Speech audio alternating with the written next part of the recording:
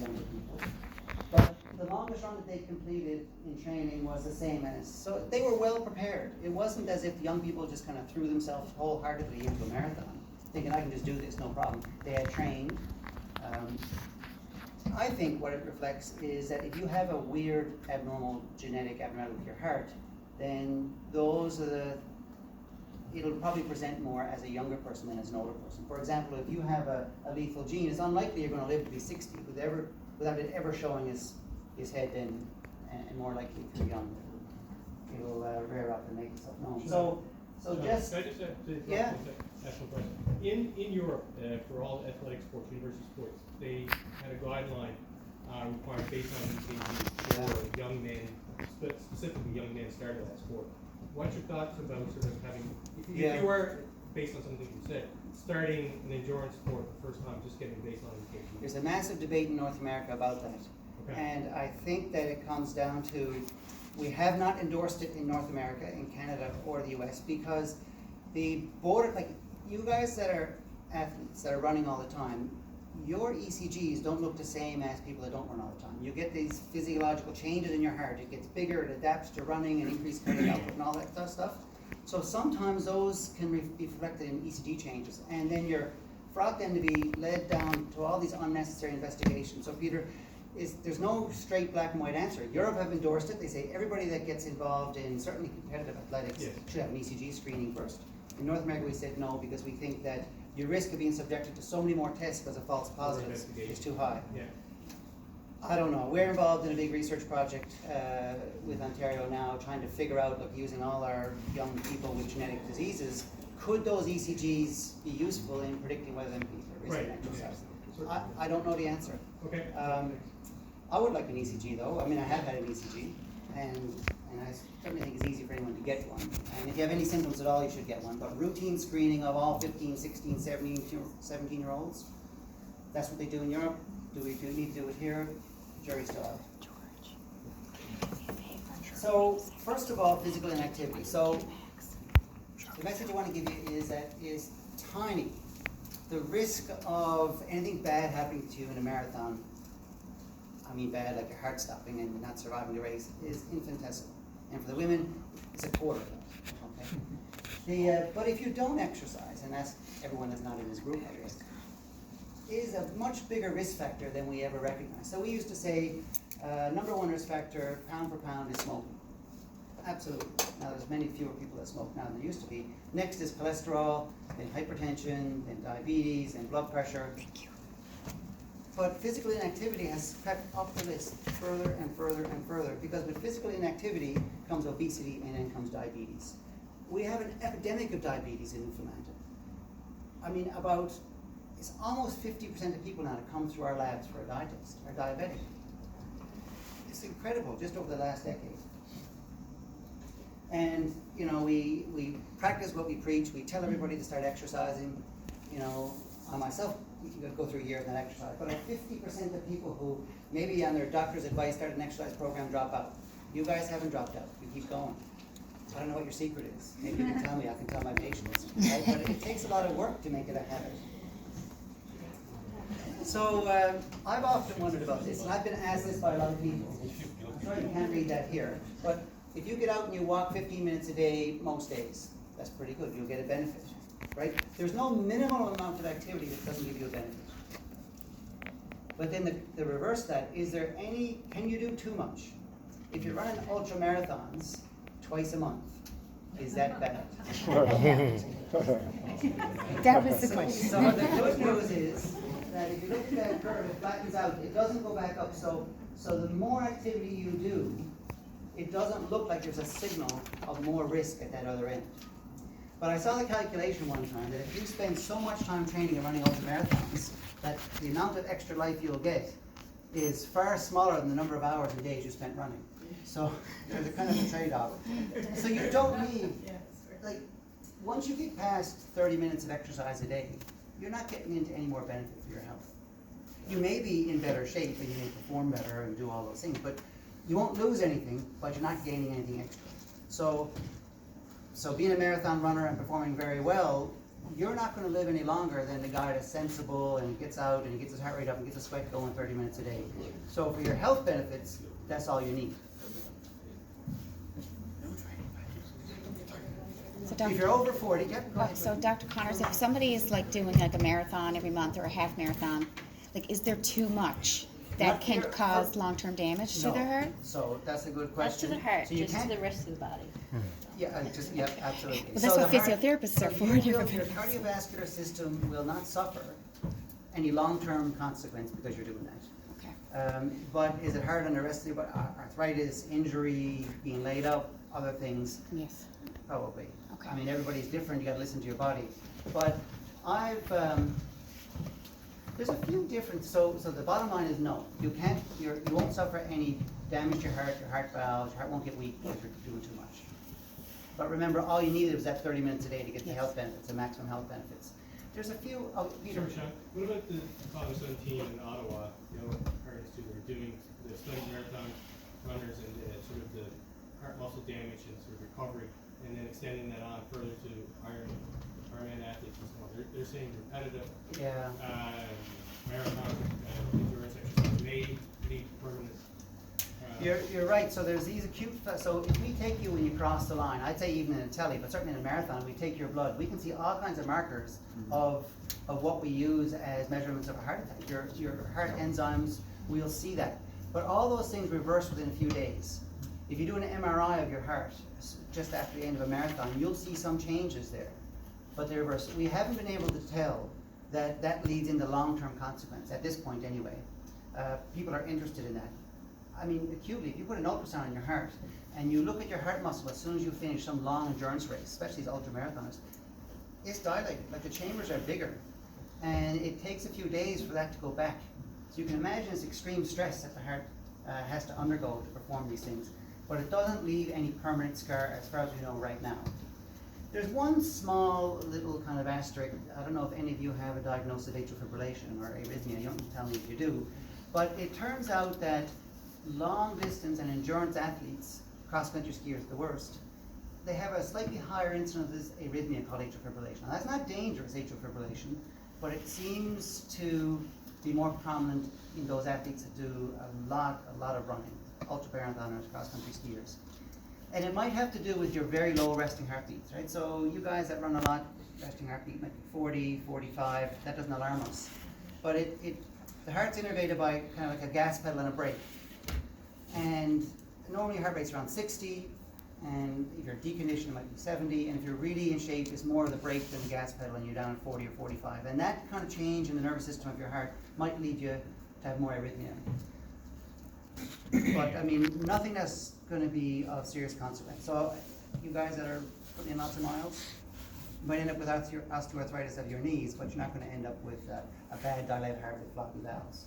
So listen, be sensible. I think if you're over 40 and you're going to throw yourself into one of these exercise regimes, get checked out. You're having symptoms, listen to your body, right? Every now and then we see people, now, you guys all know, right, that a heart doesn't look like a Valentine's card? These are two human hearts here, right? The one in the upper right is a normal size, and one in the bottom left is a heart that is enlarged and is failing. Every now and then we have people show up with a heart that's like 2 or 3 times the size of normal. I have no idea. They just thought that shortness of breath was their lungs or something was different. So some people, believe it or not, can have very abnormal hearts and not know it. So I think if you're over 40, get checked out. If you're having any funny symptoms, just ask. And certainly my threshold will be very low for getting an ECG or something like that. So What's a funny symptom?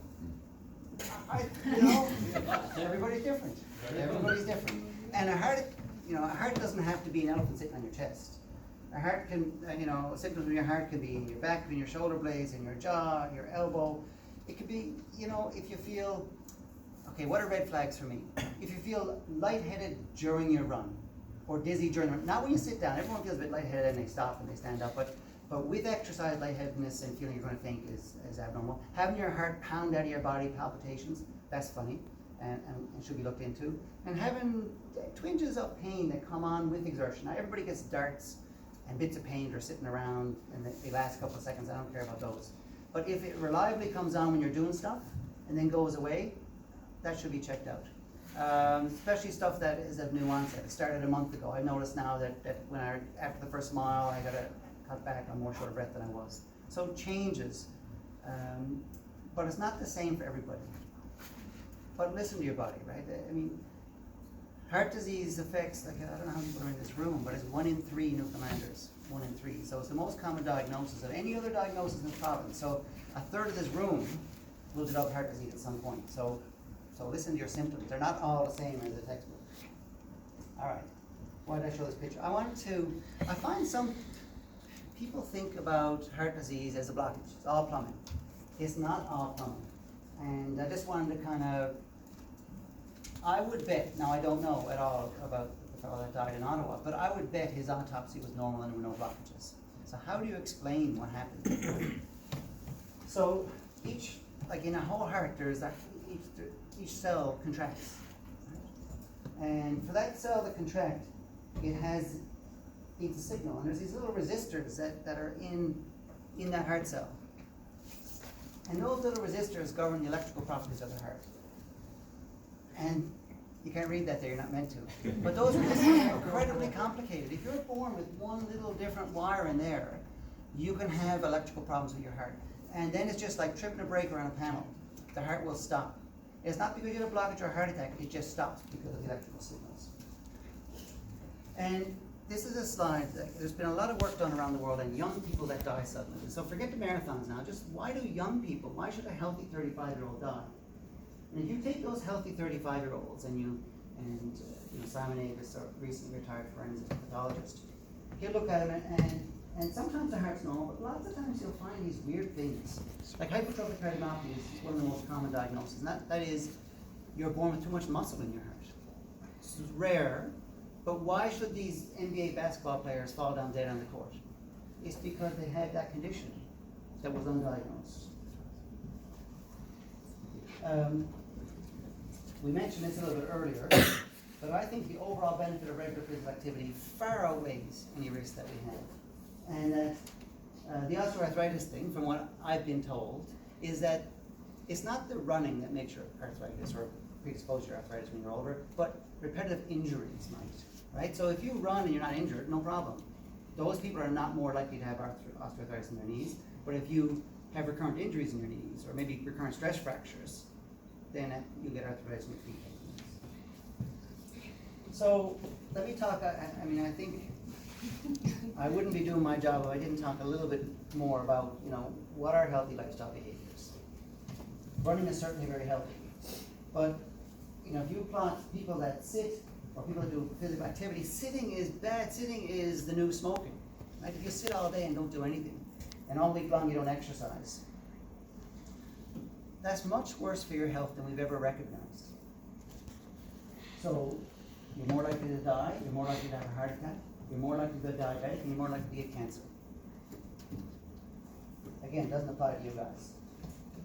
The thing that really gets me is the childhood obesity, right? So these lifestyles are adopted along with a much worse diet for our kids, and we've tripled the rate of childhood obesity.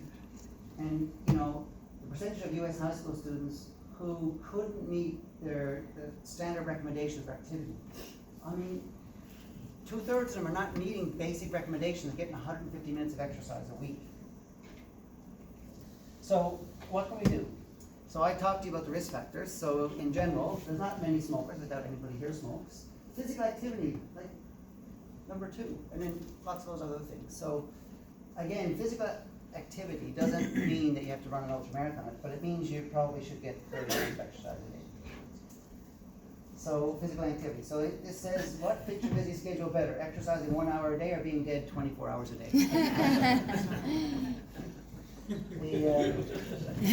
But people don't listen. I tell you, when we have someone and you do open heart surgery, everyone's really motivated. Like that 5 or 6 days they're on the ward before they go home, everyone says, no, I'm not smoking anymore, I'm going to eat better, I'm going to exercise. And that usually is good for about 5 or 6 months. And then we see them a year later, 95% are smoking again, and they're not doing anything, and they put the weight back on.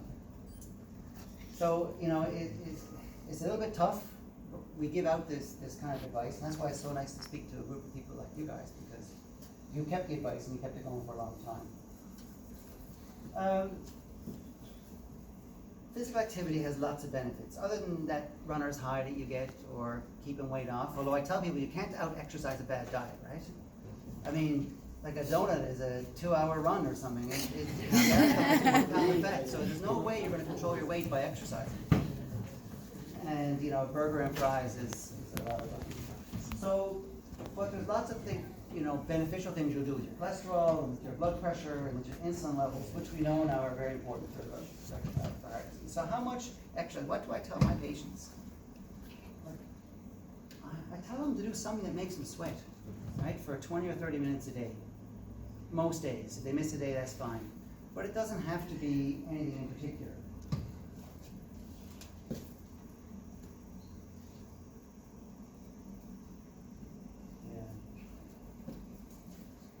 And gardening, housework, I mean, some of this stuff, it doesn't need to be, they don't need to sign up for the Tele 10.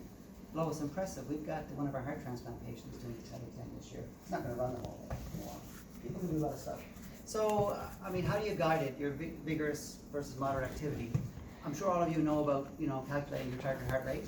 What I'll say to you, 220 minus your age, and you want to be between 50 and 70% of that in your zone. But it's very variable. I mean, I get young women that are 28 or 29, and they come in and say, I step on the treadmill. As soon as I step on, my heart rate's 200. Is that abnormal? I see these people in clinic. It's not abnormal. I think there's a lot of variation. It's just meant to be a rule of thumb. If you feel good and you're healthy, stop taking your heart rate. Right? On that treadmill, at Good Life Fitness, I mean, I get a lot of people referred in because their heart rate's 200 as soon as they step on. And generally, as you get more conditioned, your peak and your resting heart rates come down. So the last few seconds on, how many ways can you die from a broken heart? I spoke to a group with a heart and stroke one time, and I just wanted to emphasize the fact that everything is not a heart attack, right? People scratch their head, how can people die?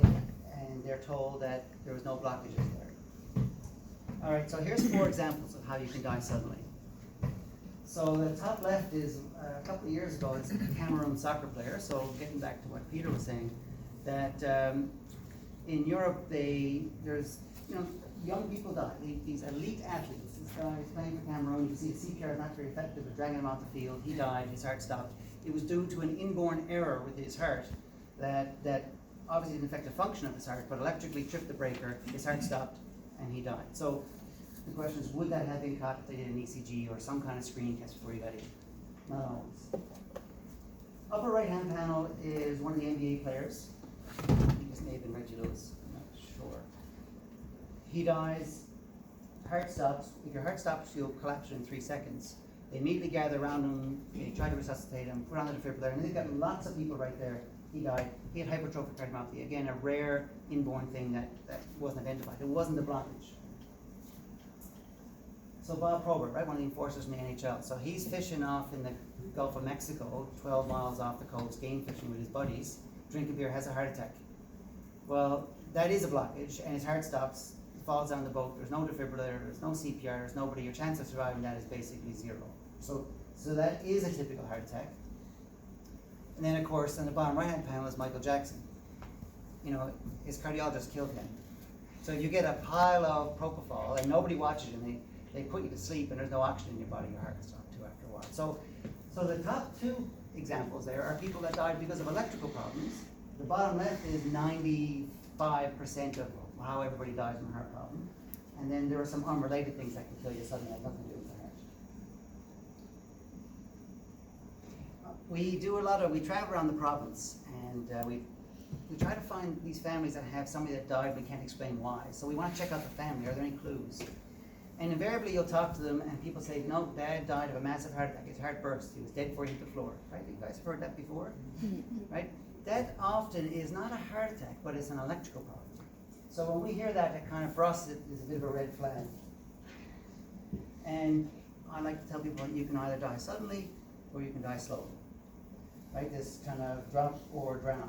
So if you die slowly from heart problems, you have a heart attack, you get in, they patch you up, you go home, you're back and forth. Eventually your pump just wears out and then you can't do much anymore and you become kind of a cardiac cripple. That's a slow cardiac death. Most deaths from heart disease are not like that. Right? People just drop.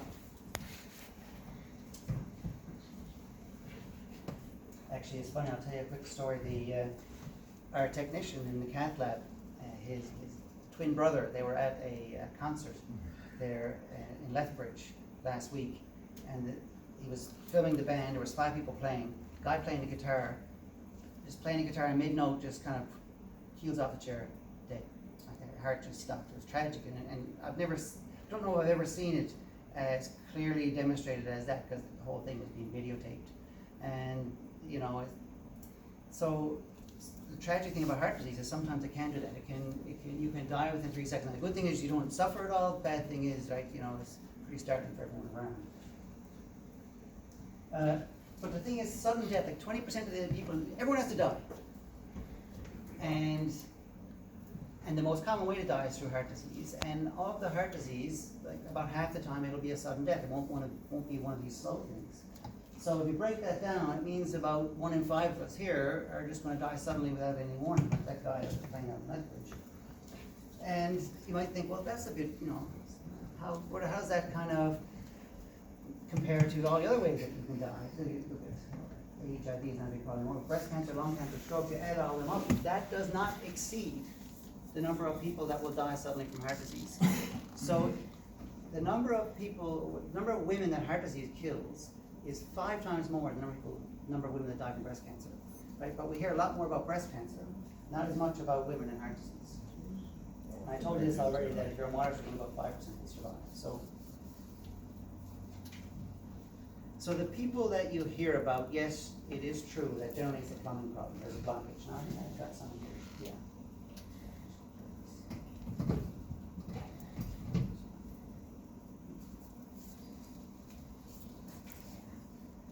I wanted to show you what happens when you come in.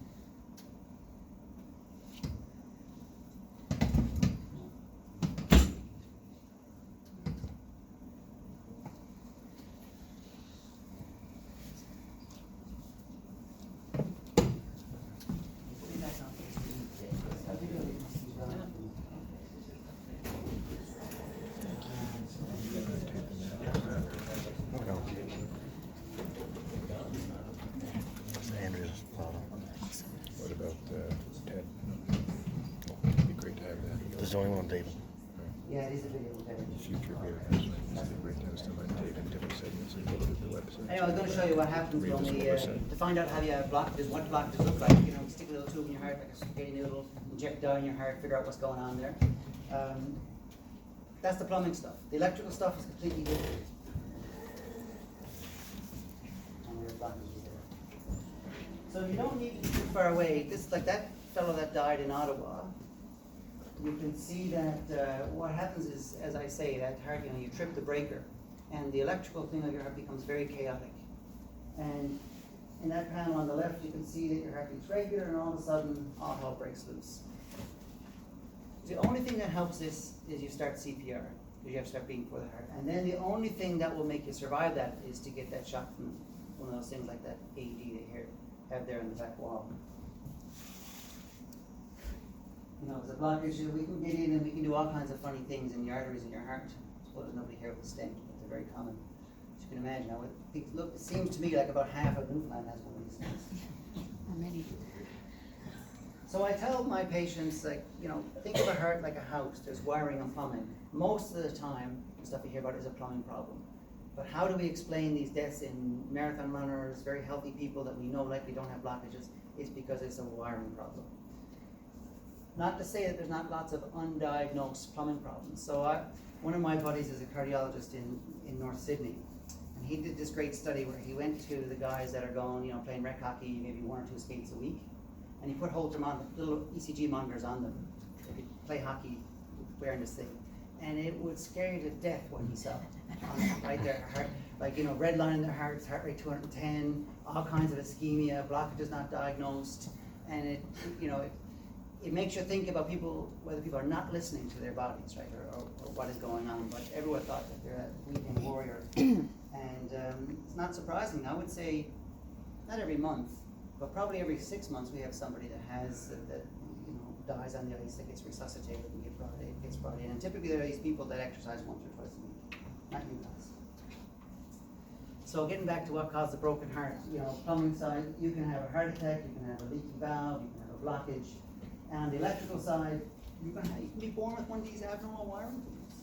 Just like that Cameroon soccer player, or that NBA basketball player, or maybe that fellow that was in Ottawa. He could have easily been born with something abnormal in his electrical system.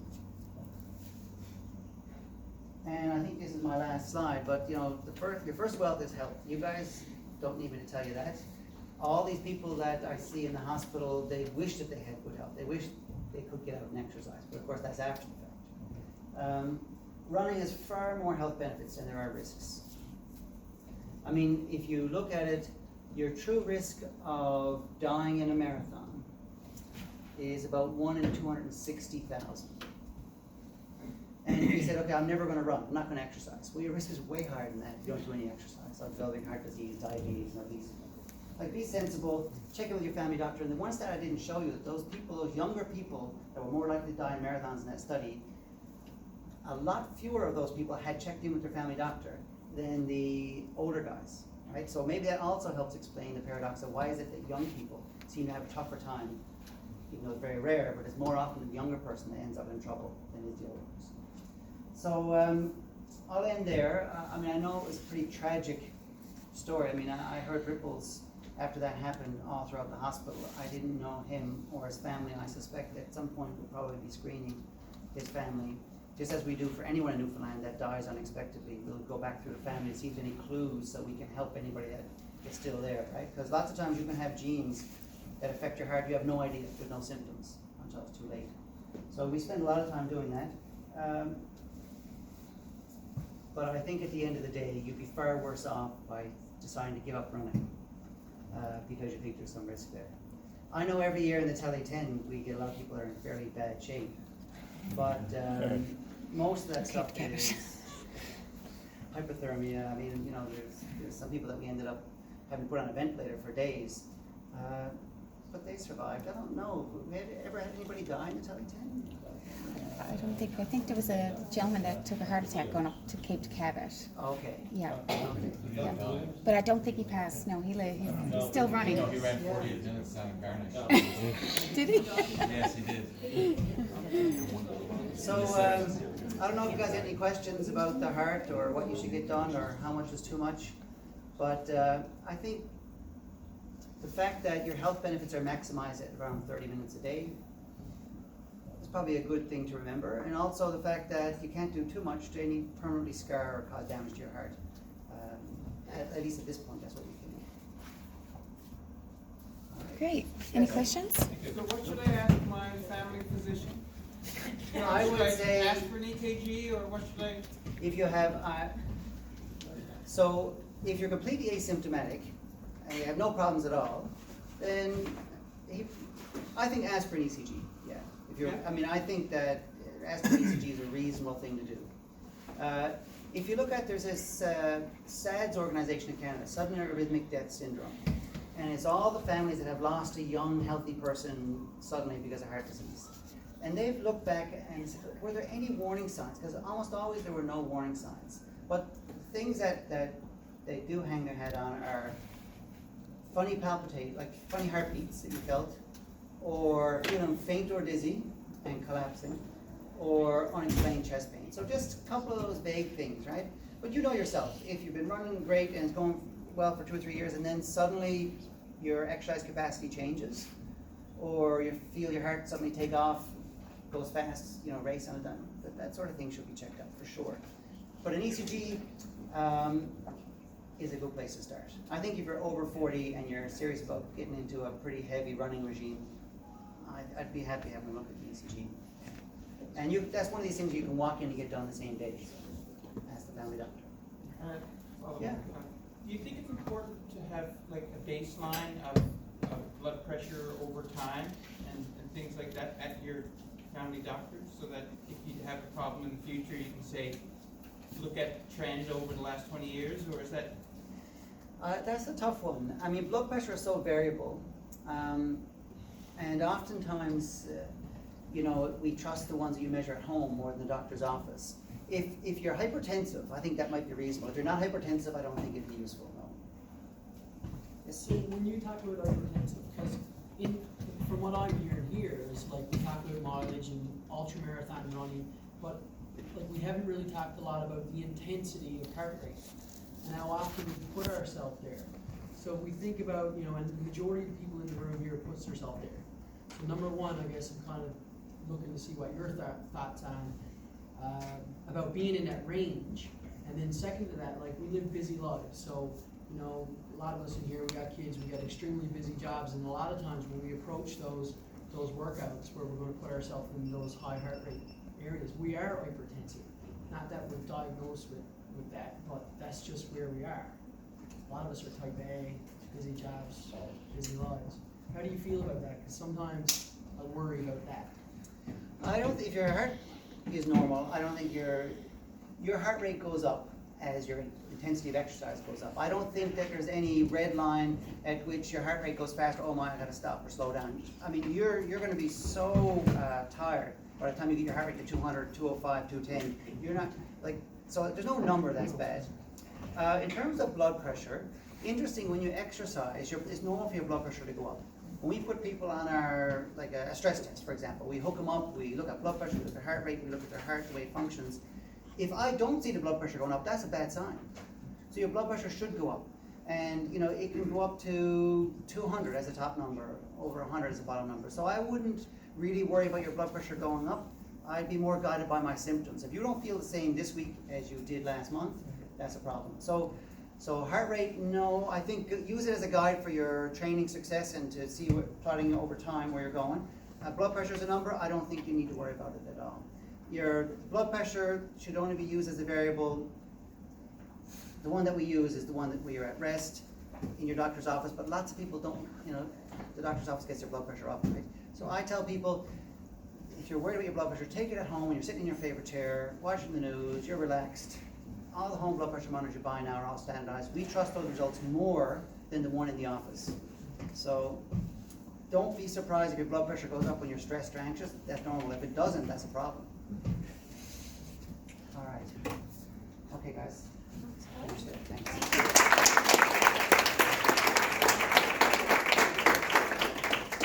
Thank you, Dr. Connors. And before you leave, we want to give you a little something. A bag of rope.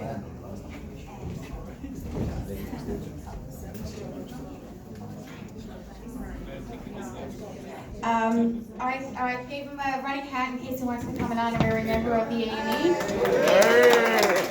I think it would be easier to have him alongside us than taking an AED with us on our runs.